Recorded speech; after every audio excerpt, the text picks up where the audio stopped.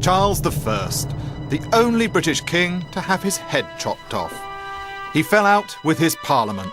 He pitched his country into civil war. Was he the victim of a bloody coup by power-hungry commoners determined to bring down the monarchy, or was he simply the victim of his own arrogance? What drove Charles was his belief in the divine right of kings, his conviction that he alone, appointed by God, could rule the land. And it was precisely his fervour for absolute monarchy that led his country to become a republic for the first and the only time.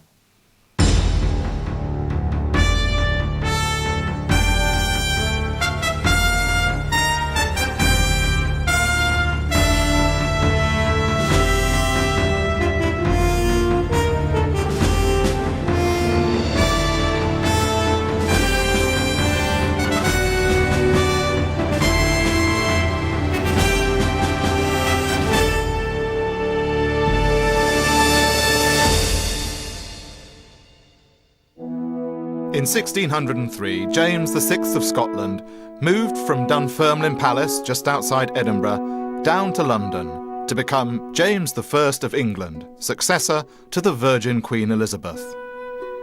But one member of James's family was left behind, his youngest son, Charles. He was just 3 years old, and he'd been so sickly as an infant that no one expected him to survive. His health was still so fragile, his family didn't dare subject the poor little boy to the arduous journey south. Luckily, that wasn't a problem, not in terms of the succession at least. Charles's elder brother Henry was next in line for the throne. He'd been strong and healthy from birth, and he was being groomed in London to be the model prince, charming, athletic, intelligent. Charles, by contrast, had a rather introverted childhood, moving from one royal palace to another in the company of his tutors and his guardians. But all that was going to change. On the 6th of November, 1612, his brother Henry succumbed to a mystery fever and died. Charles, the weakling prince, was heir to the throne. And that year he suffered a second blow. His sister Elizabeth married Prince Frederick of Bohemia and sailed away to the continent to live with him. Charles, aged 12, was now alone. The teenage Charles, who came to London, was a painfully shy and solemn young man. He'd blush when strangers spoke to him, and he suffered from a stutter. He was also rather short of stature, never growing to more than 5'4". But the knowledge that he'd be king put iron in his soul. To get rid of his stammer, he used to talk with his mouth full of pebbles. So much for 17th century speech therapy. And in order to boost up his frail physique, he'd go running around here, St. James's Park. James I, Charles's father, was a frivolous character who was happy to leave the business of running the country to his advisors. He taught his son that a king had a divine right to rule, but that was all they agreed on. The serious Charles was embarrassed by his father's fun-loving ways. This basement cellar of Banqueting House in Whitehall was one of the favourite haunts of James I, and it was a bit of a dive. Here the old king would carouse in the company of lightly clad ladies and hard-drinking men. Charles grew more and more disgusted.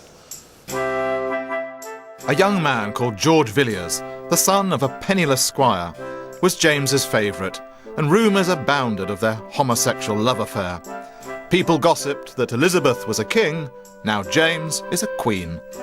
James was unabashed. Within 3 years, he'd made Buckingham an earl. But Buckingham was no fool. He took care to ingratiate himself with the young Charles. And when James died in March 1625, he smoothly moved in as the new king's closest advisor. Buckingham went to work. He found Charles a wife, the French Catholic princess Henrietta Maria. Charles was enchanted by her, and soon after he became king, they were married. But the relationship rapidly declined. Henrietta found Charles inhibited and cold. He found her sulky and spoilt. After 6 weeks they parted, only to meet and then quarrel again. Charles's moody wife was not his only preoccupation. Like most English kings before him, Charles saw war as the means of exercising his powers. Encouraged by Buckingham, he set his sights on Spain, which had inflicted a series of slights on the English crown. In June 1625, Charles summoned Parliament to raise the money for war, but the Commons, composed of landowners and wealthy merchants, refused him, more from distrust of Buckingham than of the new young king. For Charles, this was a challenge that he had to break. He believed almost fanatically in the divine right of kings, his God-given entitlement to honour and obedience from his subjects. He was convinced that he knew best, and no commoner, not even those in Parliament, had the right to challenge him. When Parliament refused his request for more money, he took it as a personal affront to his status. So he dissolved it. It seemed no big deal. Kings had dissolved Parliament before, and a year later, in 1626, Parliament met again. Among its members was one Sir John Eliot, who loathed Buckingham and called for his impeachment. Charles responded by once again dissolving Parliament.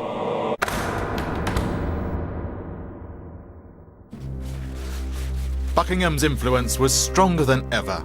He now persuaded Charles to go to war in support of French Protestant rebels who were under siege from French Catholics.